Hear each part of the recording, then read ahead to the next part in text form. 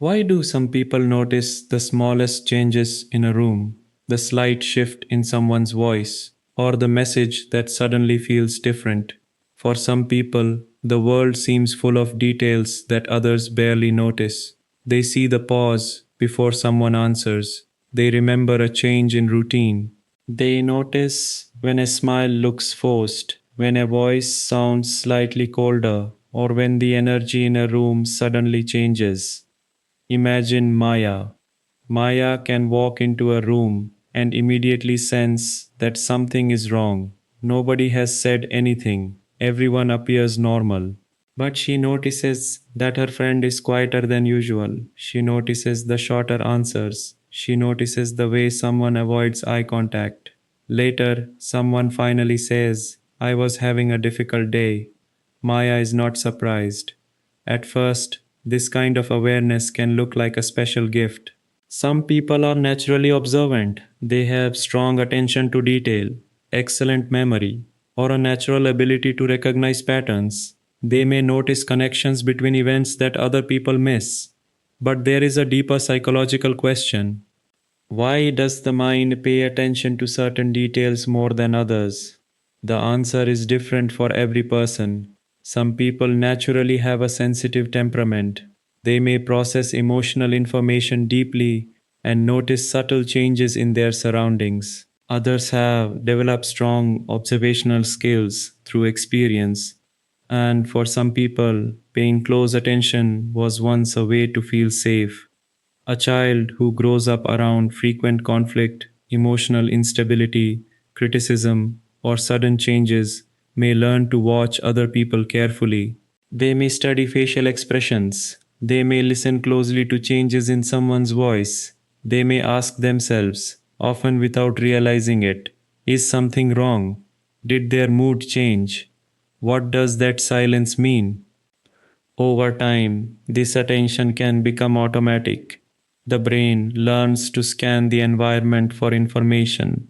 This does not mean that every highly observant person has experienced trauma.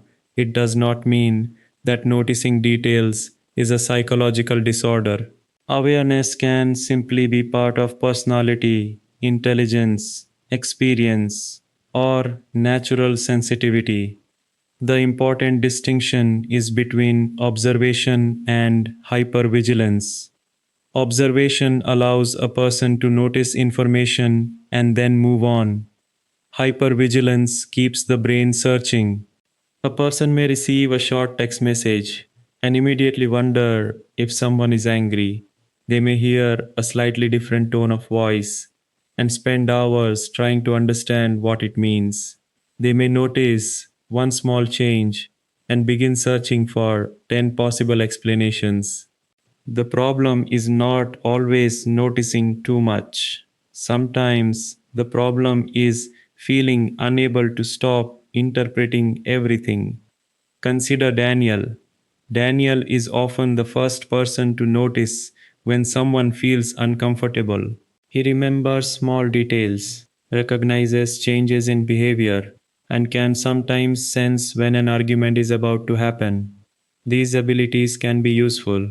At work, Daniel may notice problems before they become serious. In relationships, he may recognize when someone needs support. But the same awareness can become exhausting. When every detail feels important, the mind has difficulty resting. Psychologically, attention works like a filter. The brain receives far more information than conscious awareness can process. It must constantly decide what deserves attention. For some people, that filter is especially sensitive to emotional signals, changes in behavior, patterns, or possible threats. Personality, stress, anxiety, past experiences, and learned habits can all influence what the brain chooses to notice. This is why two people can enter the same room and experience completely different things. One person may notice the conversation, another may notice the silence between conversations. One may hear the words, another may notice the hesitation before them. Highly observant people may also develop strong pattern recognition. They connect small details quickly. They remember what happened before and compare it with what is happening now. This can make them feel one step ahead. But pattern recognition has a weakness. The brain can sometimes find meaning even when the evidence is incomplete. Maya may correctly notice that her friend is quieter than usual, but she may incorrectly assume they must be angry with me. The observation may be accurate, the interpretation may not be. And this is where awareness can slowly turn into overthinking. Because once a person becomes used to noticing everything, the next question appears: what happens when the mind begins to believe that everything must mean something? When does awareness become anxiety? When does sensitivity become emotional exhaustion? And when does the ability to notice what others miss become a mind that can no longer stop searching? That is where the psychology becomes even more complicated. What happens when the ability to notice everything begins to feel less like a gift and more like a full time job? For Maya, the answer appeared in moments. A friend sent a shorter message than usual. Maya noticed immediately. She read it again.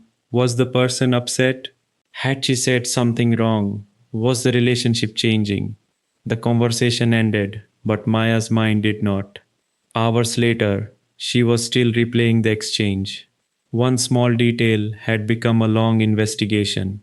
This is how constant awareness can become exhausting. The cycle often looks simple. Notice a detail, interpret the detail, worry about the interpretation, and then search for more evidence.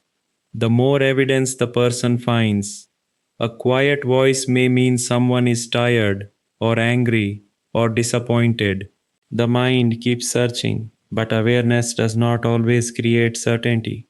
This is an difference between emotional awareness and emotional over monitoring.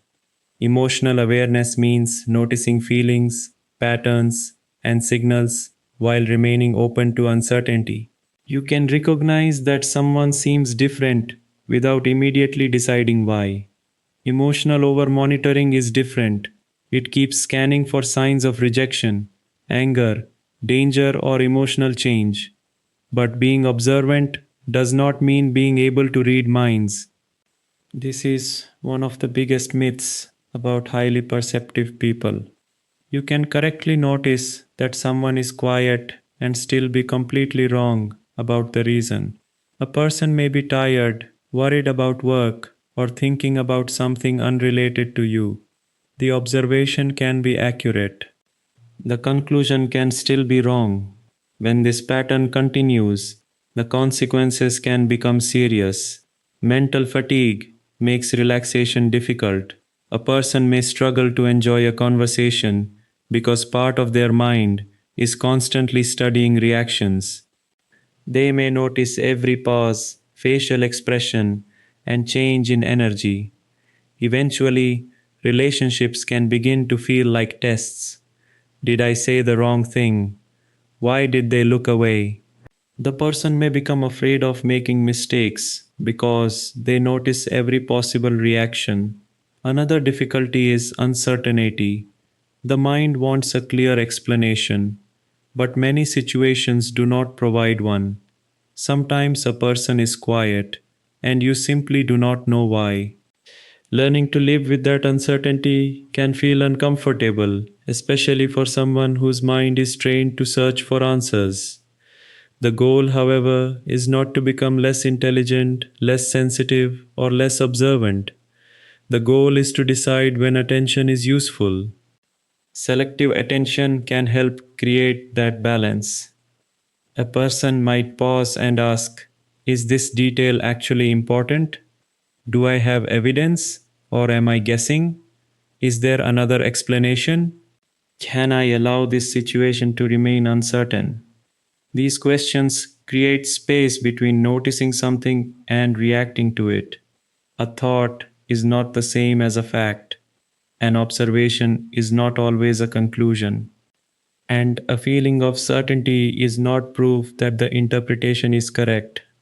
This distinction can be especially important when awareness is connected to anxiety, trauma symptoms, obsessive thoughts, panic, sleep problems, or major difficulties in daily life. Being thoughtful, sensitive, detail oriented, or observant is not automatically a disorder. But when constant alertness causes significant distress or interferes with everyday life, speaking with a qualified mental health professional may be helpful. The deeper lesson is that sensitivity itself is not the enemy.